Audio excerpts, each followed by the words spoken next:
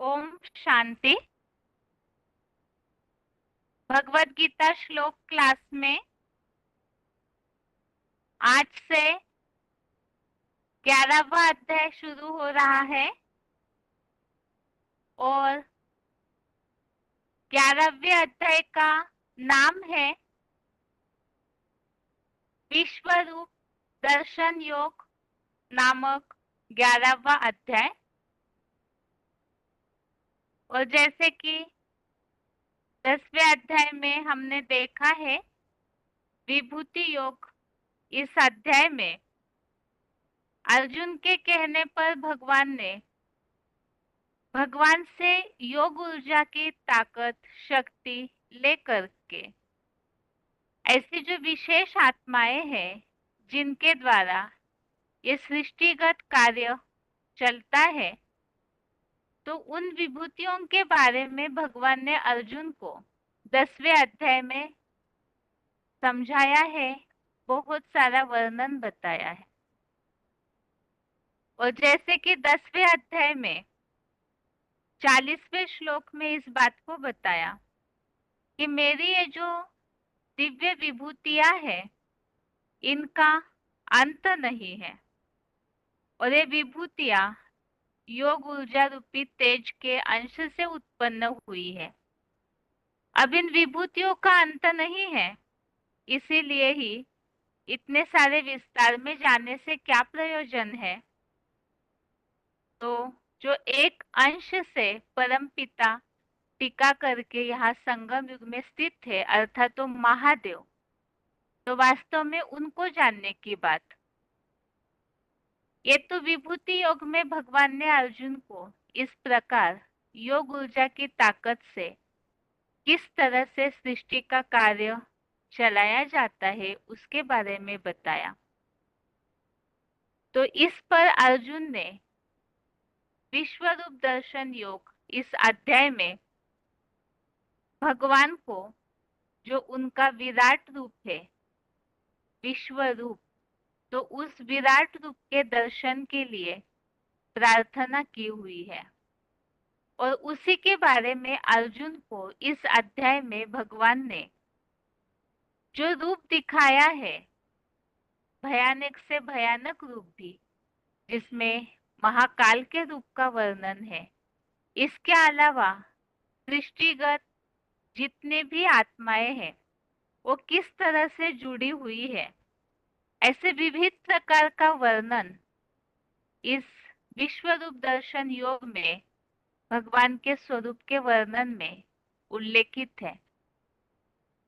तो इसे स्थूल नेत्रों से देख सकते हैं या अर्जुन को जैसे भगवान ने बताया है कि उनके उस विराट रूप को, दिव्य रूप को दिव्य नेत्रों के द्वारा ही देखा जा सकता है।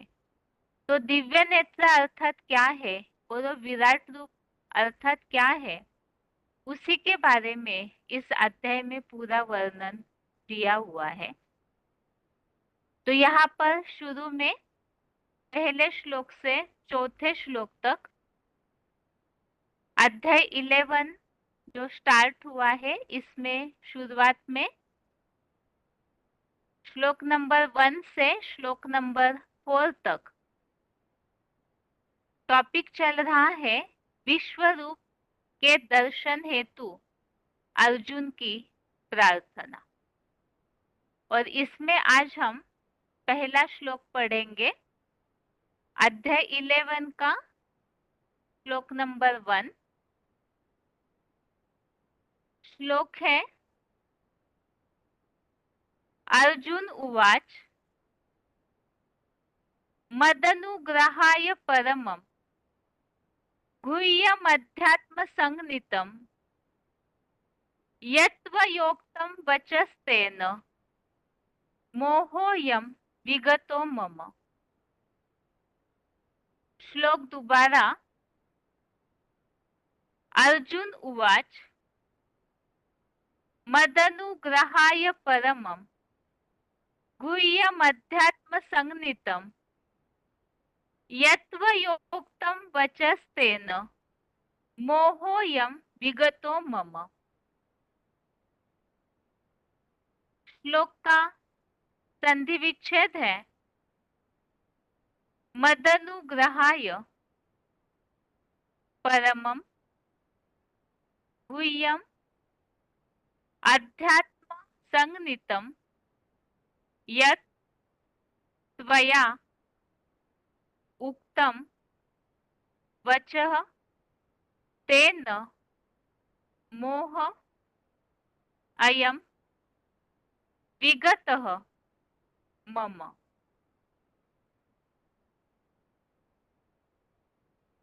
संधि विच्छेद दोबारा।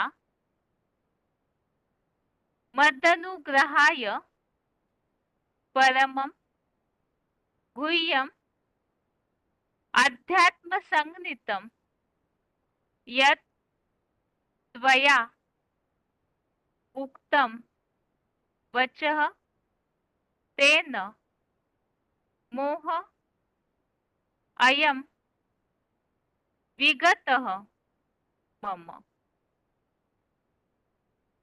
अभी श्लोक के शब्दों के अर्थ। त्वया अर्थात आपने, मदनुग्रहाय अर्थात मेरे ऊपर दया करके, यध्यात्म संगनितम, इसमें दो शब्द है, यत् अध्यात्म संगनितम। यत् अर्थात जो, अध्यात्म संगनितम अर्थात अध्यात्म, संगनितम अर्थात नाम का, अध्यात्म संगनितम अर्थात अध्यात्म नाम का, परमम अर्थात परम श्रेष्ठ, गुह्यम अर्थात रहस्य, वचः उक्तम अर्थात कहा है, तेन अर्थात उससे, मम अर्थात मेरा, अयम अर्थात यह, मोह अर्थात मोह, विगतः अर्थात दूर हो गया है।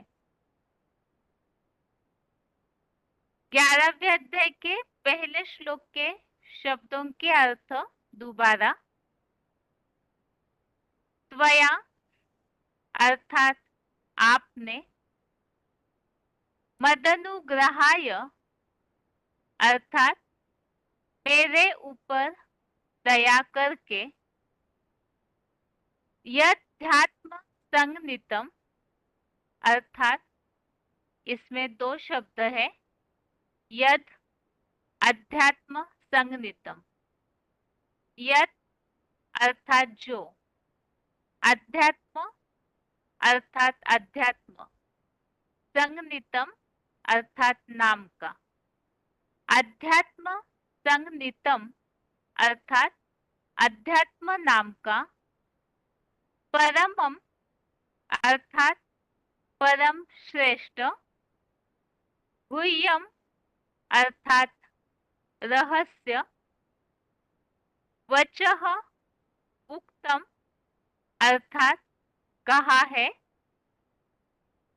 तेन अर्थात उससे, मम अर्थात मेरा, अयम अर्थात यह,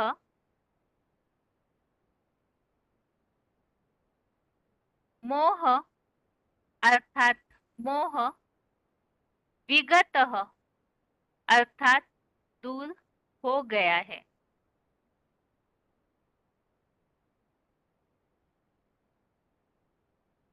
अभी श्लोक का अर्थ है,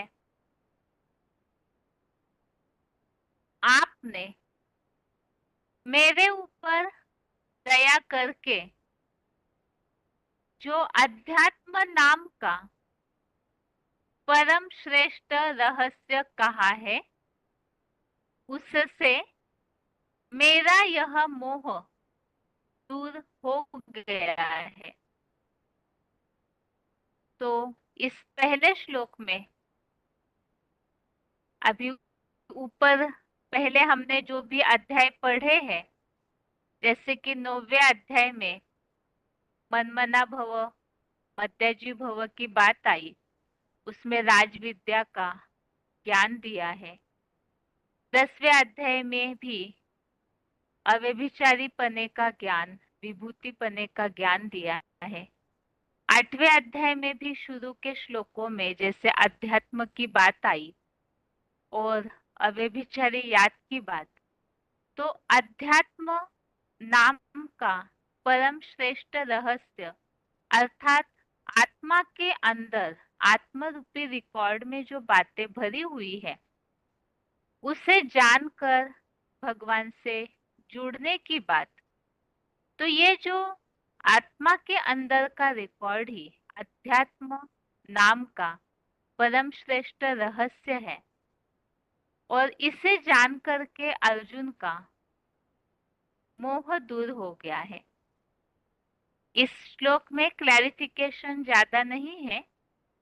क्लैरिफिकेशन सहित अर्थ है, आप दया निधान ने मेरे ऊपर दया करके जो अध्यात्म नाम का परम श्रेष्ठ रहस्य कहा है, उससे मेरा यह देह के संबंधियों का मोह दूर हो गया है।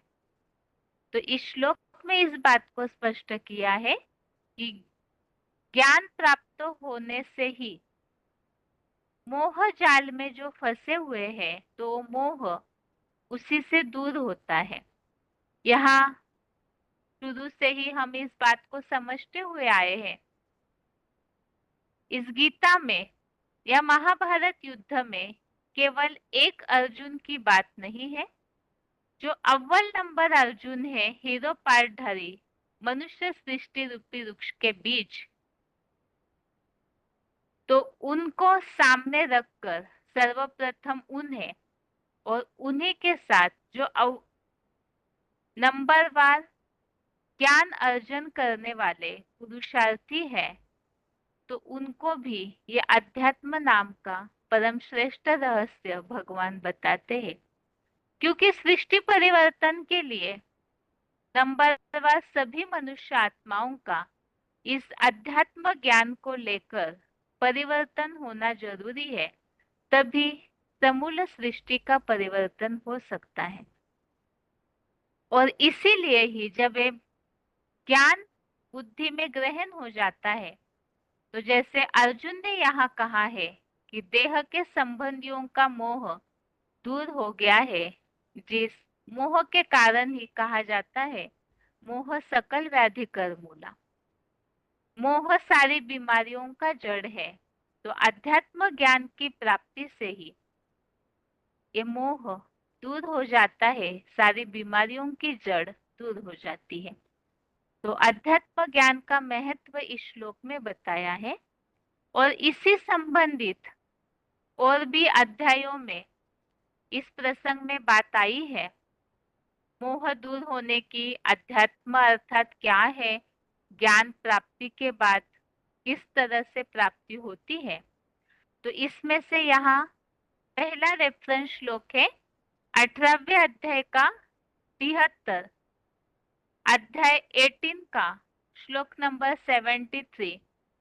इसमें उल्लेख आया है, जो 18वां अध्याय अंतिम अध्याय है भगवत गीता का, जिसमें बताया नष्टो मोहा स्मृति लब्धा। आपकी प्रसन्नता से अर्थात भगवान की प्रसन्नता से अर्जुन ये बात भगवान से कह रहे हैं, मोह नष्ट हुआ और स्मृति प्राप्त हुई। अर्थात जब मोह नष्ट हो जाता है अध्यात्म ज्ञान के द्वारा जो भगवान देते हैं, उसके बाद फिर अपने आप ही स्मृति प्राप्त होती है, अर्थात निरंतर योगी बन जाते हैं। अभी अगला रेफरेंस श्लोक है चौथे अध्याय का तीसरा, अध्याय 4 का श्लोक नंबर 3, इसमें ये बात बताई है जो 11वें अध्याय के इस पहले श्लोक में उल्लेख आया है, अध्यात्म नाम का परम श्रेष्ठ रहस्य। तो वो भगवान देते हैं और कब देते हैं और वो कैसा रहस्य है, इसका उल्लेख इस चौथे अध्याय के तीसरे श्लोक में है।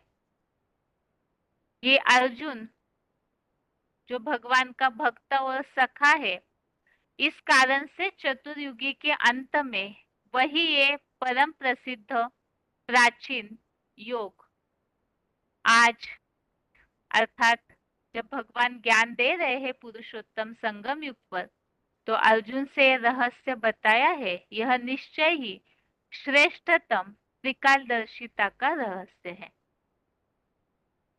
इसी तरह 9वें अध्याय का दूसरा, अध्याय 9 का श्लोक नंबर 2 में इसी बात का उल्लेख और आया है कि यह एडवांस गीता ज्ञान, राजाओं की राजविद्या, उत्तम राजाई का रहस्य, पवित्र है, सर्वोत्तम ज्ञान है, सर्वोत्तम परम श्रेष्ठ, जो अन्य विदेशी विधर्मियों की ज्ञान की तुलना में सबसे ऊंचा ज्ञान है।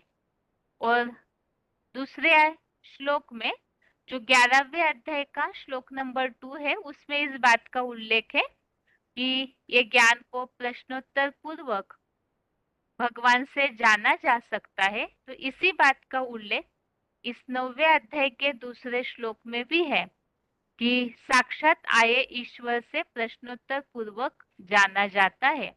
तो इस अध्यात्म ज्ञान की पूरी महिमा, इसका लक्ष्य है राजविद्या, राजाई प्राप्ति का रहस्य सर्वोत्तम है, सुखदायी है, अविनाशी है और धर्मानुकूल। इसी तरह का उल्लेख 18वें अध्याय के 63, अध्याय 18 का श्लोक नंबर 63 में भी आया है कि ये ब्रह्मा के गुप्त बेसिक ज्ञान से भी गुप्ततर परम ब्रह्मा का एडवांस गीता ज्ञान है और इस पर परिप्रश्नेन सेवया अनुसार विचार कर। तो प्रश्नोत्तर करके इस ज्ञान को जाना जा सकता है और ये गुप्त रहस्य है। अभी आगे रेफरेंस श्लोक और भी है। 18वें अध्याय का 64, अध्याय 18 का श्लोक नंबर 64, इसमें भी बताया है पुनः सबसे अधिक रहस्यमय सभी धर्म शास्त्रों से परम श्रेष्ठ इस गीता में मेरे सर्वोत्तम वचनों को सुन। और अर्जुन को क्यों दिया है? क्योंकि अर्जुन भगवान के अति प्रिय है। इसी तरह से 18वें अध्याय का 68, अध्याय 18 का श्लोक नंबर 68 में भी इस बात का उल्लेख है। इस परम रहस्यमय ज्ञान को मेरे भक्तों में सुनाने की बात, तो ये परम श्रेष्ठ रहस्य है, इस बात का उल्लेख इस श्लोक में भी आया है, जिसे सुनने के बाद जो भगवान को ही प्राप्त होते हैं, तो प्राप्ति भी बताई है। और अध्याय 18 का ही 75वां श्लोक नंबर 75 है अध्याय 18 का। इसमें बताया है कि व्यास की प्रसन्नता से यह रहस्य में सर्वोत्तम सहज राजयोग, तो यहाँ भी उल्लेख आया हुआ है ये रहस्यमय और सर्वोत्तम सहज राजयोग। अध्यात्म ज्ञान ही, आत्मा के अंदर का ज्ञान ही सहज राजयोग के नाम से भी भगवत गीता में उल्लेखित है। अगला रेफरेंस श्लोक है, इसमें अध्यात्म ज्ञान के बारे में उल्लेख आया हुआ है जो 11वें अध्याय के इस पहले श्लोक में है कि यह अध्यात्म नाम का परम श्रेष्ठ रहस्य है। तो 8वें अध्याय का तीसरा, अध्याय 8 का श्लोक नंबर 3, इसमें आत्म रिकॉर्ड में अपना भाव, अध्यात्म अधि आत्म ऐसे कहा जाता है, अर्थात आत्मा के अंदर का ज्ञान। और 10वें अध्याय का 32, अध्याय 10 का श्लोक नंबर 32 में उल्लेख आया है विद्याओं में आध्यात्मिक विद्या हूँ और वाद विवाद कर्ताओं का सत्यवाद।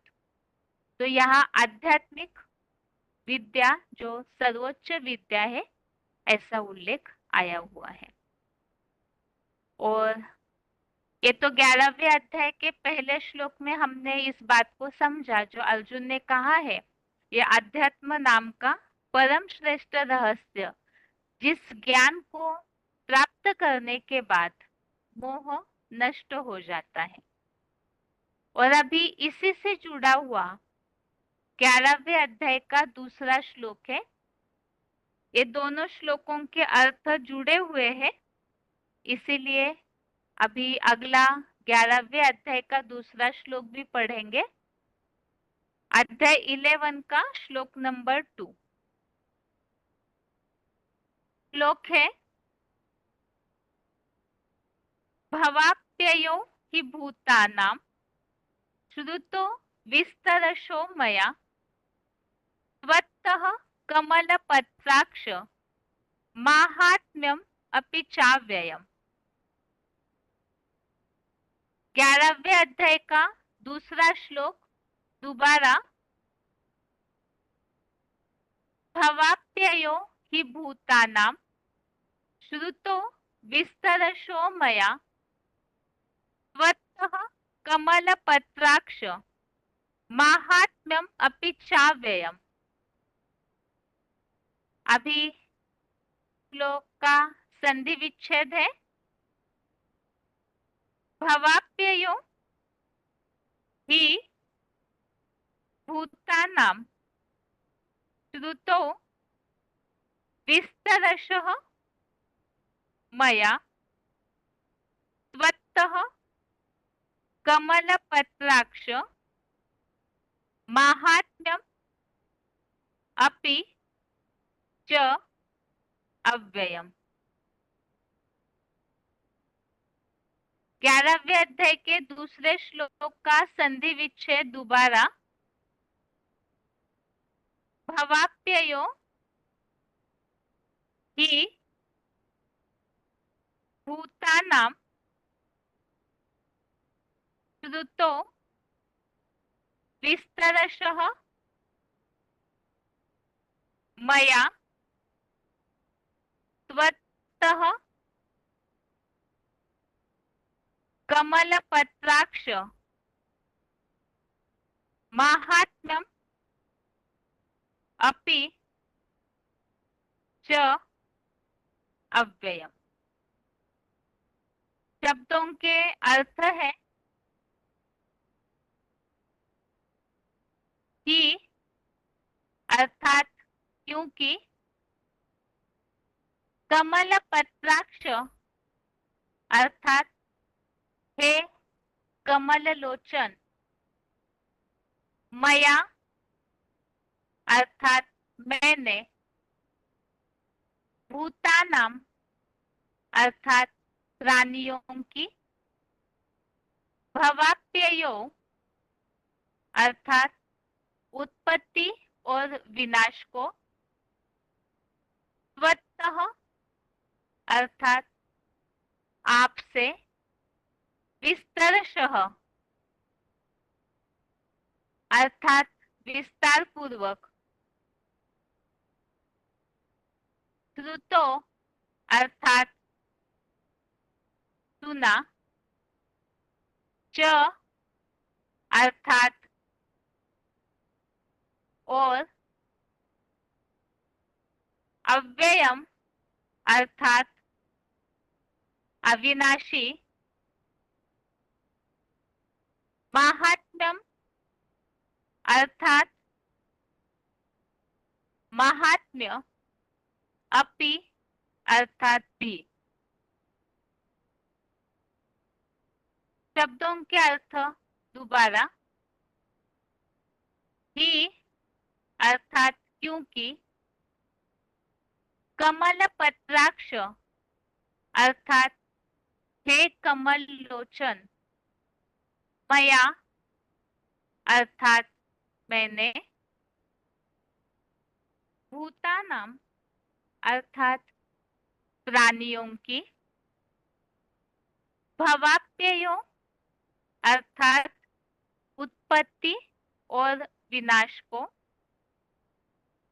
स्वतः अर्थात आपसे, विस्तरशः अर्थात विस्तार पूर्वक, श्रुतो अर्थात सुना, च अर्थात और, अव्ययम अर्थात अविनाशी, माहात्म्यम अर्थात महात्म्य, अपि अर्थात भी।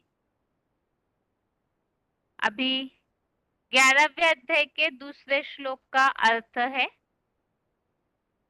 क्योंकि हे कमल लोचन, मैंने प्राणियों की उत्पत्ति और विनाश को आपसे विस्तार पूर्वक सुना और अविनाशी महात्म्य भी सुना।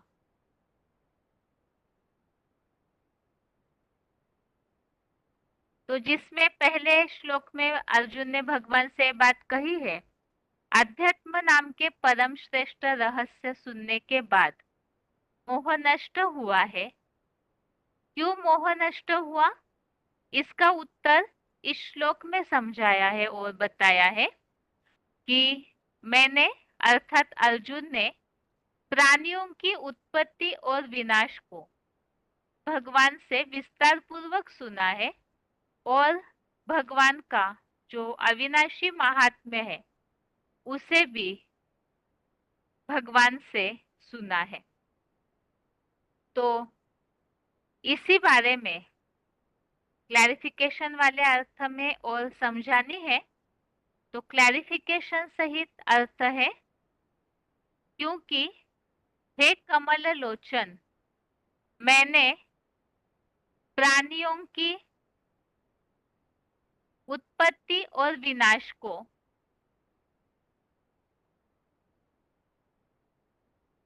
क्योंकि हे कमल लोचन शिव बाबा, मैंने इस पुरुषोत्तम संगम युग में प्राणियों की उत्पत्ति और विनाश को चतुर्मुखी ब्रह्मा की वेद वाणी द्वारा आपसे विस्तार पूर्वक सुना और फिर मुकर्रर रथ में प्रश्नोत्तर पूर्वक आपका अविनाशी महात्म्य भी सुना। तो इस श्लोक में इस बात को बताया है कि प्राणियों की मोह नष्ट होने का कारण प्राणियों की उत्पत्ति और विनाश को भगवान ने जो ब्रह्मा के द्वारा वेदवाणी चलाई, तो उस द्वारा इस बात को विस्तार पूर्वक सुना है, समझा है और मुकर्रर रथ से प्रश्नोत्तर करके भगवान का ही अविनाशी महात्म्य भी सुना। अब इसी बात का उल्लेख, जो प्रश्नोत्तर पूर्वक भगवान से ज्ञान समझने की बातों का उल्लेख, चौथे अध्याय का 34वां श्लोक जो यहाँ रेफरेंस के तौर पे लिया है, अध्याय 4 का श्लोक नंबर 34, इसमें बताया है कि परम आदर पूर्वक ज्ञान की सेवा द्वारा और साप्ताहिक कोर्स में प्रश्नोत्तर पूर्वक इस ज्ञान यज्ञ को तू जान ले। तो यहाँ प्रश्नोत्तर पूर्वक इस ज्ञान को समझने की बात का उल्लेख आया हुआ है। अभी इस 11वें अध्याय के ही दूसरे श्लोक के और रेफरेंस श्लोक है।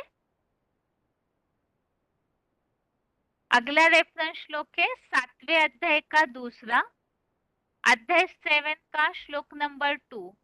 इसमें भी इस बात का उल्लेख आया है कि मैं तुझे विशेष ज्ञान योग सहित इस ज्ञान को, सच्ची गीता एडवांस ज्ञान को पूरी तरह विस्तार से प्रश्नोत्तर पूर्वक बताऊंगा।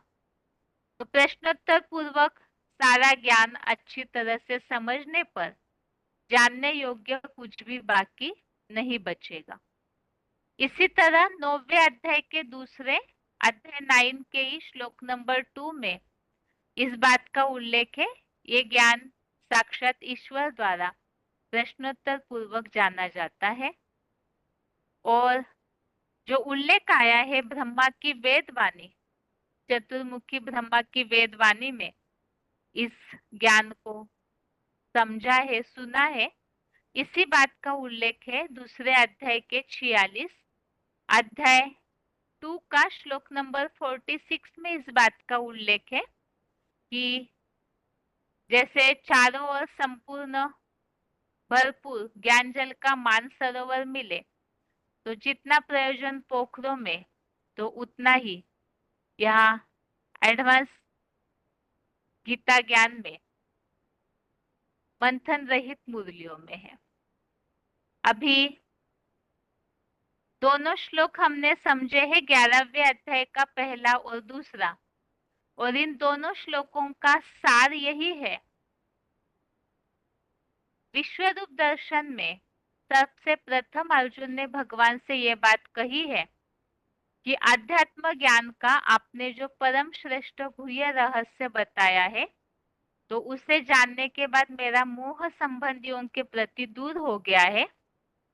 और इसके अलावा दूसरे श्लोक में इस बात को बताया कि आपके द्वारा ही प्राणियों की उत्पत्ति और विनाश के रहस्य को मैंने विस्तार पूर्वक सुना है, और आपका अविनाशी महात्म्य भी। तो ये दोनों श्लोकों का सार है। अभी उच्चारण सुनते हैं और उसके बाद किस तरह अर्जुन का आध्यात्मिक ज्ञान के बाद मोह नष्ट होता है, और ऐसा क्या रहस्य भगवान उत्पत्ति विनाश का बताते हैं, उसे मुरली पॉइंट्स के द्वारा आगे समझते हैं। तो सबसे पहले है श्लोक का उच्चारण।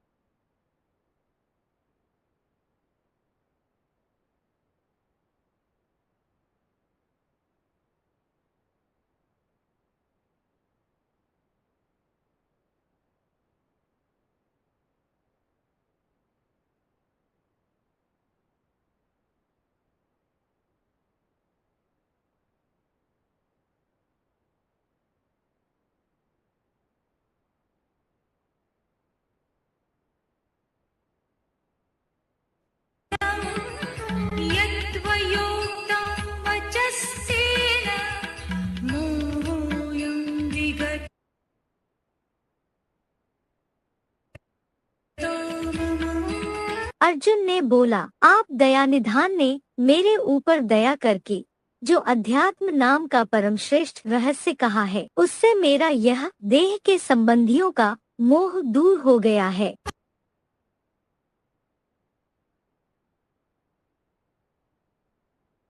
अभी आगे श्लोक संबंधित पॉइंट्स है।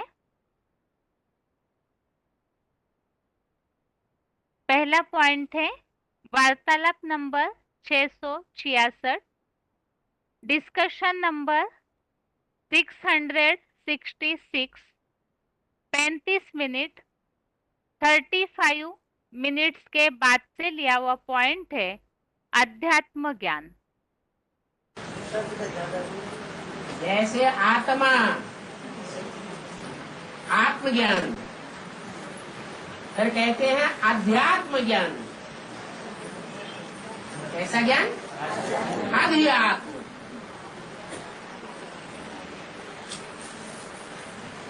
आत्मा और अध्यात्म, आत्मा के अंदर का ज्ञान। अध्यात्म न शरीर के अंदर का नहीं। शरीर के अंदर का ज्ञान तो आज वैज्ञानिकों को है, नशे नशे सब अलग कर देते हैं, लेकिन आत्मा का ज्ञान उनको नहीं है।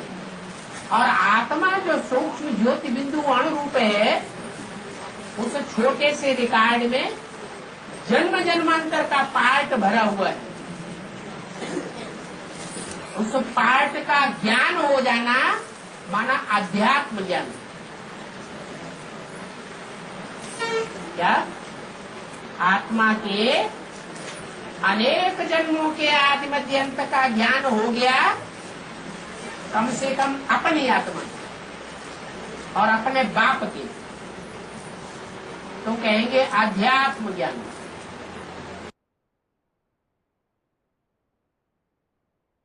अगला पॉइंट है VCD number 1164, VCD number 1164, 6 minute 6 minutes के बाद से लिया हुआ पॉइंट है, अध्यात्म नाम का परम श्रेष्ठ रहस्य।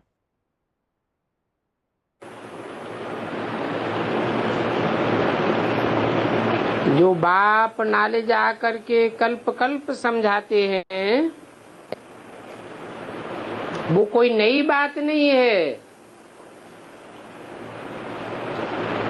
हाँ, इतनी नॉलेज है कि उसमें गुह्यता आती जाती है।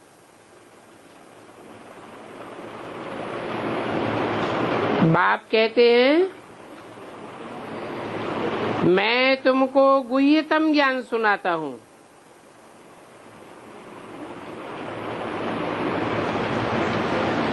जैसे मनुष्यों की लिखी हुई गीता में कहा है गुह्यात गुह्यतरम ज्ञानम, तो गुह्यराज बाप आकर के समझाते हैं। आत्मा की ही समझाने देखो अभी तुमको कैसे मिलती है। इतनी छोटी सी पिचकरी आत्मा, उसमें इतना 84 जन्मों का पार्ट भरा हुआ है, और ऐसा अविनाशी पार्ट भरा हुआ है जो कब विनाश नहीं होता है। तो कितनी गुह्यतम नॉलेज है, इसको वंडर ही कहें और क्या कहें। ये पार्ट कब विनाश नहीं होता है, इसलिए इसको अविनाशी कहा जाता है। पार्ट भी अविनाशी और आत्मा भी अविनाशी।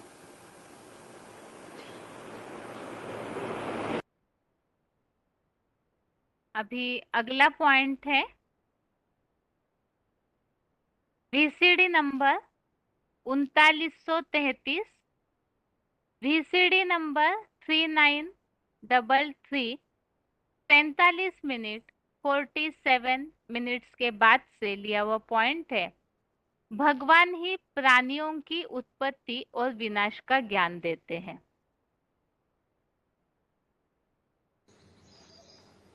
मैं आकर के लोन लेता हूँ,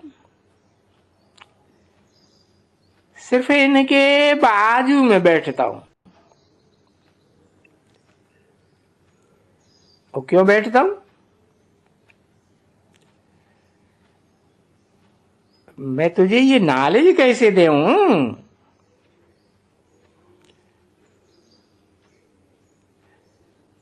मैं नॉलेजफुल हूं ना। मैं बीज रूप हूं ना।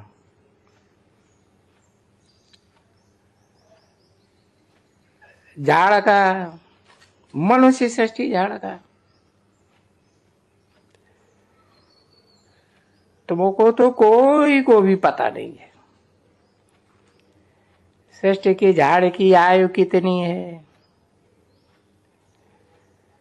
ये सृष्टि का झाड़ कैसे उत्पत्ति होता है, कैसे पालना होती है, कैसे विनाश होता है, कोई को भी मालूम नहीं है। तो फिर जरूर मनुष्य को मालूम जरूर होना चाहिए। कोई जानवरों को तो मालूम नहीं होना है ना, तो मनुष्य ही पढ़ते हैं। कोई जानवर तो नहीं पढ़ते हैं ना।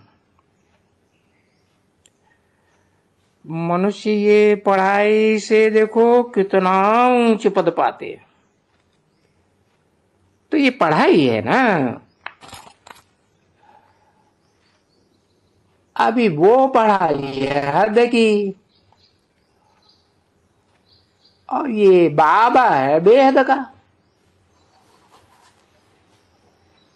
वो बेहद का बाबा बैठ करके बेहद की पढ़ाई पढ़ाते हैं,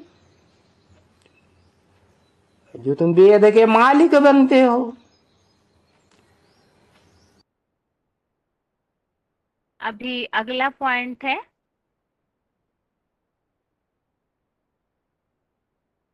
वार्तालाप number 1534, discussion number 1534, 32 minute 32 minutes के बाद से लिया हुआ पॉइंट है।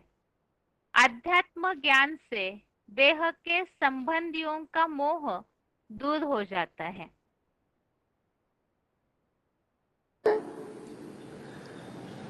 तो भगवान का है आध्यात्म ज्ञान और दुनिया वालों का है भौतिक ज्ञान, 5 भूतों का ज्ञान।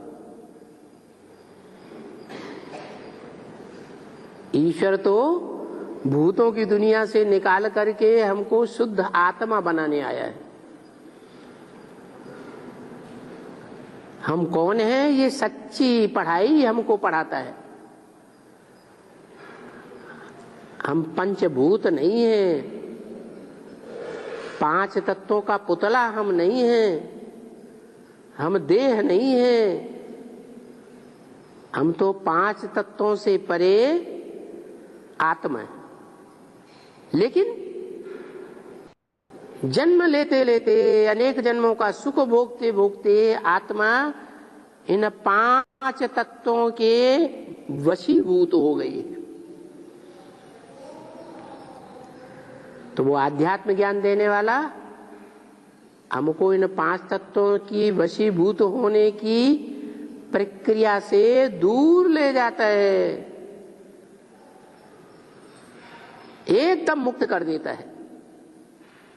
कैसे, क्या सिखाता है? पहला पाठ, तुम ज्योति बिंदु आत्मा हो। ये ज्योति बिंदु आत्मा ऐसे ही है जैसे राजा ऊंची गद्दी पर बैठता है, पूरे राज्य को, राज्यसभा को कंट्रोल करता है। ऐसे ये शरीर रूपी राज्य को कंट्रोल करने वाला आत्मा रूपी राजा मूर्धन्य में, जिसे कहते हैं भ्रकुटी का मध्य, वहां बैठता है।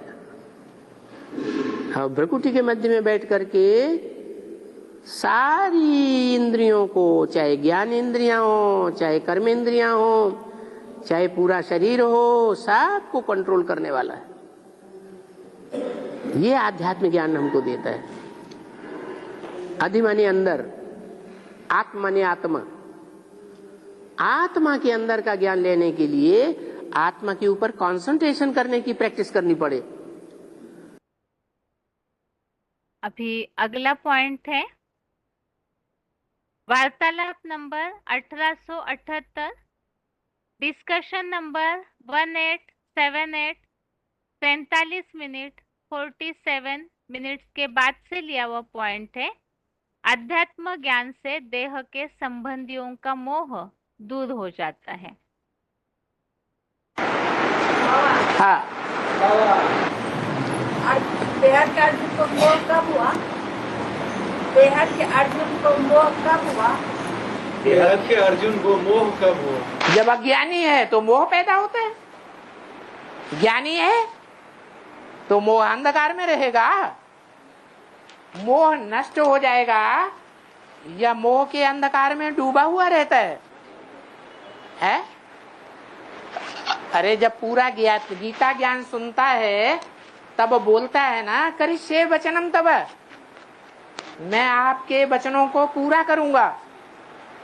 ज्ञान बुद्धि में नहीं है तो अज्ञानी है। अज्ञानी होने के कारण मोह में फंसा हुआ है। पहले अपनी देह का मोह, देह के संबंधियों का मोह, देह के पदार्थों का मोह ये बना रहता है। हर आत्मा नंबरवार अर्जुन का पार्ट बजा रही है।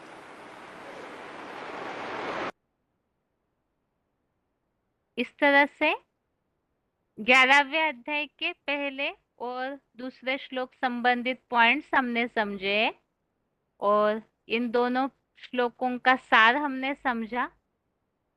अध्यात्म ज्ञान ये ऐसा परम श्रेष्ठ रहस्य है जिसे जानने के बाद और साथ ही में भगवान प्राणियों की उत्पत्ति और विनाश का जो ज्ञान देते हैं, इसके द्वारा अर्जुन का जो मोह है संबंधियों के प्रति वो दूर हो जाता है। और 11वें अध्याय के दूसरे श्लोक में और इस बात का उल्लेख है, प्राणियों की उत्पत्ति और विनाश के रहस्य के साथ भगवान का अविनाशी महात्म्य भी अर्जुन भगवान से सुनते हैं। और आगे के श्लोकों में फिर विराट रूप दर्शन की बातों का उल्लेख है, उसे हम आगे समझेंगे। ये तो 11वें अध्याय का पहला और दूसरा श्लोक हो गया। अभी आगे है रिवीजन। रिवीजन के लिए आज के क्लास में केवल एक ही श्लोक है, 8वें अध्याय का 26, अध्याय 8 का श्लोक नंबर 26। और यहाँ पर हम 8वें अध्याय में बातें चल रही थी,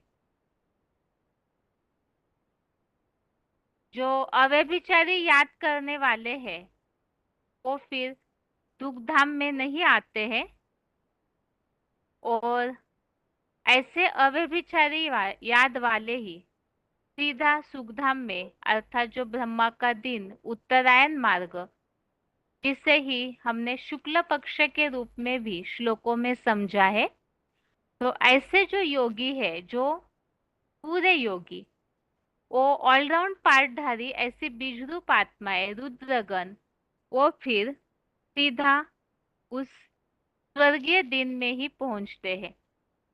तो स्वर्गीय दिन अर्थात परम धाम से आत्माएं सृष्टि चालू होने पर नीचे उतरते हैं।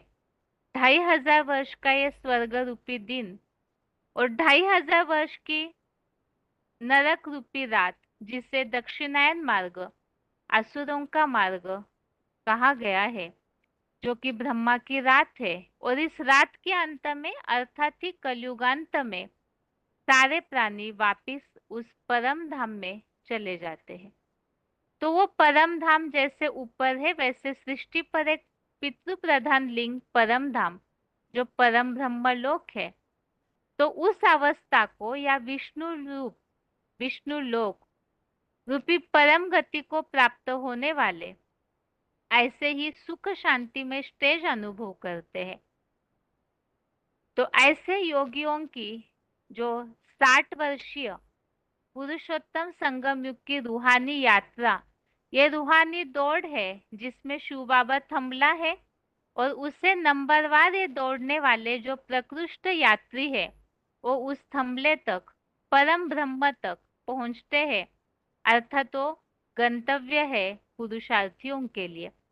अर्थात ऐसी परमधाम रूपी स्थिति तक पहुंचना, अर्थात उस जो हीरो पाठधारी रूपी परम ब्रह्म है, जो शिव समान बनते हैं, उस स्थिति तक पहुंचने की बात।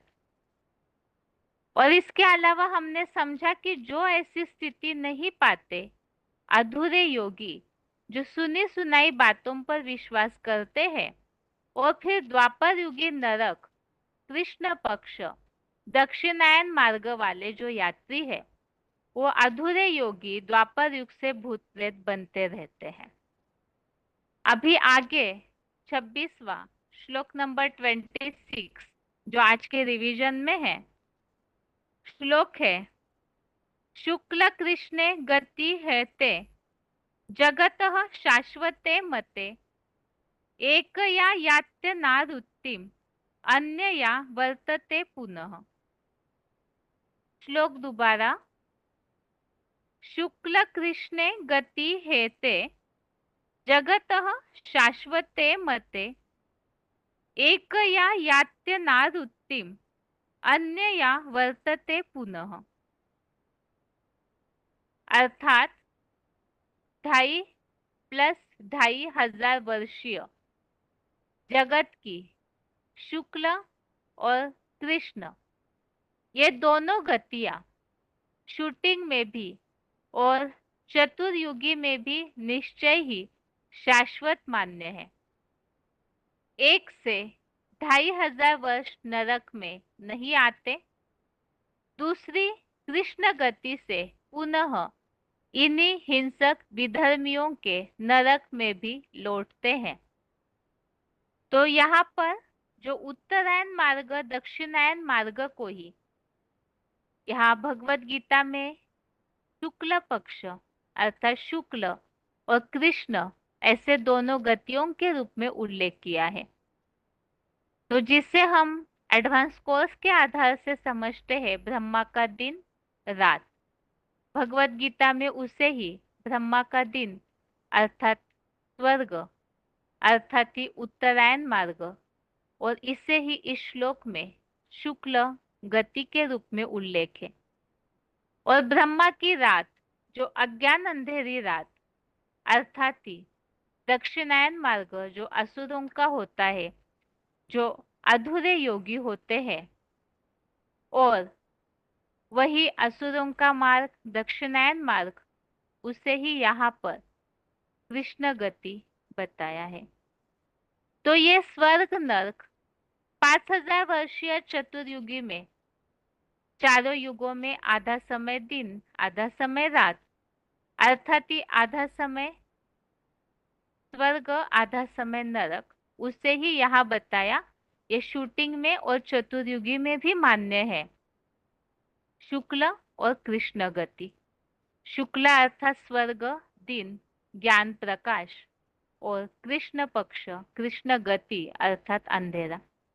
1 से नरक में नहीं आते उत्तरायण मार्ग या शुक्ल गति वाले, और दूसरी कृष्ण गति से जो अधूरे योगी है और फिर सीधा ही नरक में लौटते हैं। अभी आगे है इस श्लोक संबंधित पॉइंट्स हम समझते हैं किस तरह से ये दोनों गति शाश्वत मान्य है। VCD number 3063, VCD number 3063 12 minute के बाद 12 मिनट्स के बाद से लिया हुआ पॉइंट है। शुक्ल और कृष्ण गति शूटिंग और चतुर्युगी में भी शाश्वत मान्य है। ड्रामा की प्लान अनुसार आधा कल्प भक्ति में चलती है। भक्ति मार्ग माने अंधियारे का मार्ग है। ज्ञान सूर्य उदय होता है तो उजियाला हो जाता है। दिन का मार्ग शास्त्रों में नाम दे दिया है, उत्तरायण दक्षिणायन, ब्रह्मा की रात ब्रह्मा का दिन। अब ये तो ड्रामा है, इसमें आधा कल्प होती है रात भक्ति मार्ग, अज्ञान अंधकार आधा कल्प होता है ज्ञान मार्ग। और ज्ञान मार्ग एक से आता है, अनेकों से नहीं आता है। भक्ति मार्ग की रात में तो रास्ता मिलता ही नहीं, ठोकरें खाते रहते हैं। भक्ति की ठोकरें हैं। देखो सभी धर्मों में ये अंधश्रद्धा युक्त भक्ति कितनी करती है। कितने मंदिर मस्जिद गुरुद्वारे कितने टिकाने बनाए हुए हैं। और फिर ये वेद शास्त्र ग्रंथ उपनिषद कुरान बाइबल क्या क्या बनाया हुआ है। और फिर यात्राएं देखो कितनी यात्राएं, जिस्मानी यात्राएं। तो बाप बैठ करके समझाते हैं, ड्रामा के प्लान के अनुसार समझाते हैं कि सतयुग त्रेता है दिन है। कौन है, कब होता है दिन? ये चैतन्य ज्ञान सूर्य उदय होता है तो होता है दिन है। और रात होती है तो कौन उदय होता है? चंद्रमा। चंद्रमा के पास अपनी रोशनी है ज्ञान की? रोशनी ही नहीं है। कभी तो है और कभी तो बिल्कुल अंधियारा। तो बाप बताते हैं उसको कहा जाता है रावण राज्य, अंधियारा मार्ग। और ये बाप स्थापन करते हैं सूर्यवंशी देवी देवताओं का राज्य। चैतन्य ज्ञान सूर्य ही आकर स्थापन करते हैं ना। फिर आती है रात, भक्ति मार्ग, हिंसक राक्षसों का मार्ग। कब से होती है हिंसा? द्वापर युग से हिंसा ही हिंसा, हिंसा ही हिंसा बढ़ती जाती है। फिर उनमें ये भक्ति शुरू होती है रात में। अरे सतयुग में कोई भक्ति नहीं करता है, बिल्कुल ही नहीं। और भक्ति करते किसकी है? क्राइस्ट की भक्ति करेंगे, गुरु नानक की भक्ति करेंगे, राम की भक्ति करेंगे, कृष्ण की भक्ति करेंगे, गणेश की भक्ति करेंगे, हनुमान की भक्ति करेंगे, देवदानियों की भक्ति करते हैं ना। है? अब अपन को आत्मा तो समझते ही नहीं, तो देह की भक्ति, मूर्ति की भक्ति होती है। आत्मा तो ज्योति बिंदु है, सूक्ष्म है कि बड़ी चीज है? सूक्ष्म है। तो उसकी भक्ति कैसे करेंगे? है कैसे जल चढ़ाएंगे, फूल चढ़ाएंगे, नैवेद्य चढ़ाएंगे? तो देखो, जो बाप आकर दुनिया स्थापन करते हैं वो देवताएं हैं जो अपन को वही अति सूक्ष्म ज्योति बिंदु आत्मा समझते हैं। तो भक्ति की बात है ही नहीं, स्मृति की बात है। अगला पॉइंट है, शुक्ल गति से सीधे 2500 वर्ष के नरक में नहीं आते। VCD number 2713, VCD number 2713, 43 minute 43 minutes के बाद से लिया हुआ पॉइंट। कि देखो, ये अंधेरे की जो दुनिया है ना, जिस अंधेरे की दुनिया में वो ज्ञान चंद्रमा ब्रह्मा वाली आत्मा अंधेरे में आ जाती है। आधे टाइम अंधेरे में और आधे टाइम उजाले में। तो उसको कहते हैं कृष्ण पक्ष। और हाँ बताओ, एक को कहते हैं कृष्ण पक्ष, जहां चंद्रमा अंधेरे में आ जाता है, और एक को वो पक्ष कहते हैं जहां चंद्रमा उजाले में रहता है, शुक्ल पक्ष। जैसे ब्राह्मणों ने अपना नाम रख दिया ना कुरी का, कौन से ब्राह्मण हैं? हाँ, हम शुक्ला जी हैं। शुक्ला बने एकदम सफेद, शुक्ल। हाँ, तो वो शुक्ल पक्ष वाले जो थे ना, वो ही दुनिया देवताओं की दुनिया थी। अभी अगला पॉइंट है, VCD number 2361, VCD number 2361, 43 minute 43 minutes के बाद से लिया हुआ पॉइंट है। कृष्ण गति से पुनः विधर्मियों के नरक में भी लौटते हैं। जिनकी अकाले मौत होती है उनको सूक्ष्म शरीर धारण करना पड़ता है। तो ज्ञान चंद्रमा ब्रह्मा ने ही सूक्ष्म शरीर से पार्ट बजाना लाजमी है। उसके जो फॉलोअर हैं उनके लिए क्या लाजमी होगा? वो भी किसको फॉलो करेंगे? कोई फॉलो नहीं। अचानक शरीर छूटता जाता है, करते जाए।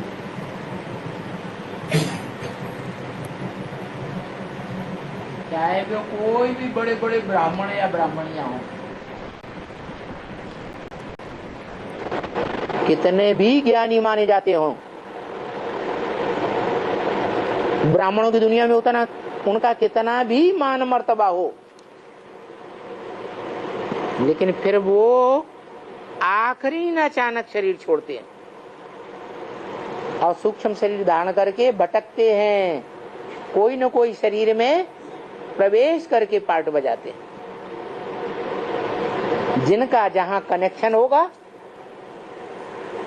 जिस धर्म के साथ, उन्हीं में प्रवेश करके पार्ट बजाएंगे। दूसरों में प्रवेश करके पार्ट नहीं बजा सकते। तो चल रहा है पार्ट।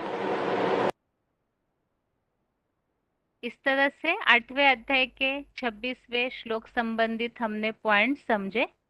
और अभी आज के श्लोक एक बार फिर से रिवाइज करते हैं।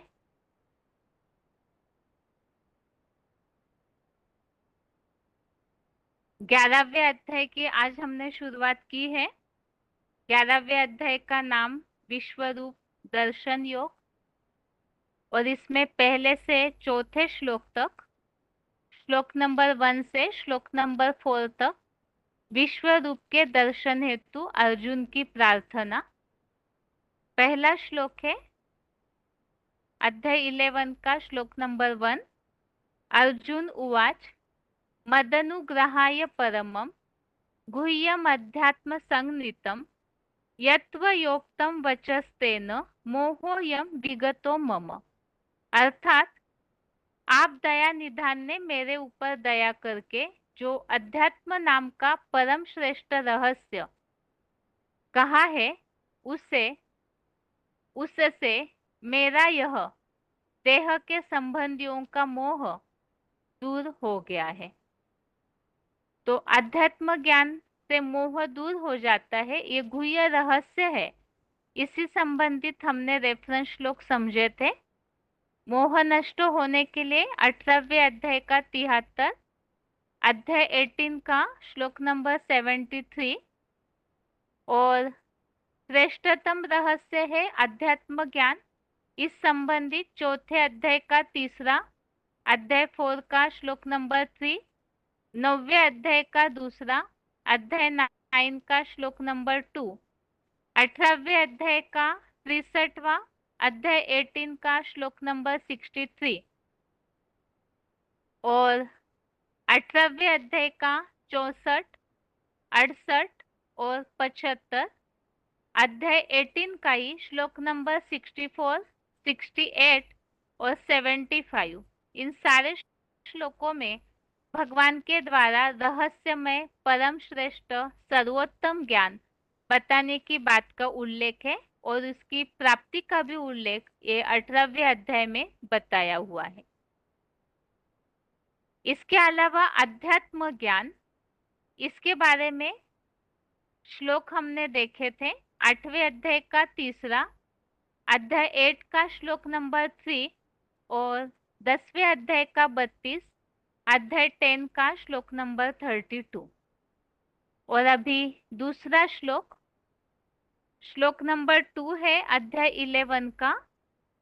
भवाप्ययो हि भूतानां श्रुतो विस्तरशो मया त्वत्तः कमलपत्राक्ष माहात्म्यम अपि चाव्ययम्।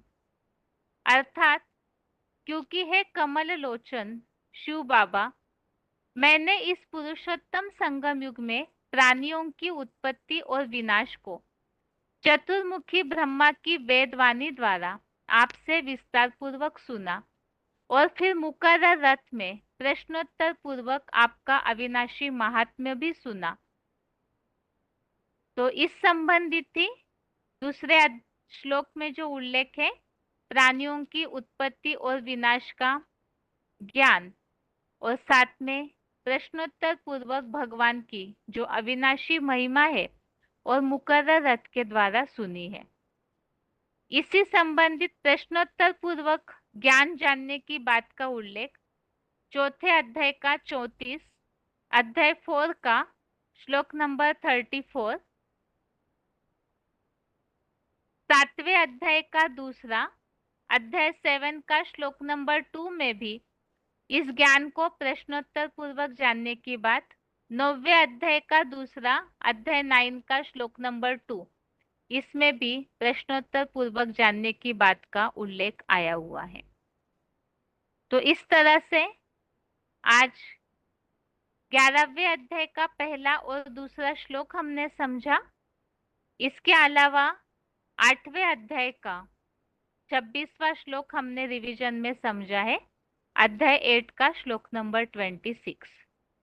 और इसके साथ ही आज के लिए गीता क्लास यहाँ पूरा होता है। ओम शांति।